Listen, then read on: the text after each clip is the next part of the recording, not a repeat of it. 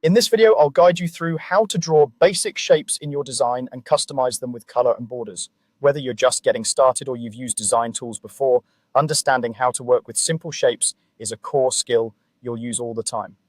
Let's start with choosing the right shape tool. Look over to your Tools panel, usually found on the left side of your screen. This is where all your drawing tools live. For basic geometric shapes, you'll be working with the Shape Tools group. If you want to draw squares or rectangles, select the Rectangle tool. This is the go-to option for things like buttons, background blocks, cards, or layout sections. If your goal is to create circles or ovals, choose the Ellipse tool instead. This is perfect for icons, badges, or highlighting certain areas.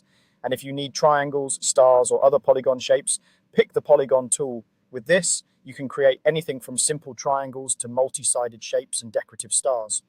Once you've selected the shape tool you need, move your cursor over to the page or artboard where you want to draw. Click, hold, and drag to start creating the shape. As you drag, you'll see the outline appear and grow. You don't have to worry about getting the size perfect on the first try. You can always resize and adjust later. If you want a perfectly proportional shape, there's a simple trick. While you're dragging, hold down the Shift key. With the Rectangle tool, holding Shift will give you a perfect square instead of a rectangle. With the Ellipse tool, holding Shift creates a perfect circle instead of an oval. This is especially useful when you need consistent shapes for icons, logos, or grids where everything needs to line up neatly. After you've drawn your shape, it's time to add some style with color and borders. First, make sure your shape is selected. You'll know it's selected when you see its bounding box or anchor points around it. To change the fill color, open your swatches panel. This panel holds a collection of colors you can quickly apply. With the shape selected, click on a swatch to instantly update the interior color of your shape. If you don't see the exact color you want, you can adjust or create new swatches, but for now, just focus on picking something that stands out clearly on your background so you can see your shape easily. Next, let's adjust the border, also known as the stroke. Open the stroke panel. Here you can control the appearance of the outline around your shape.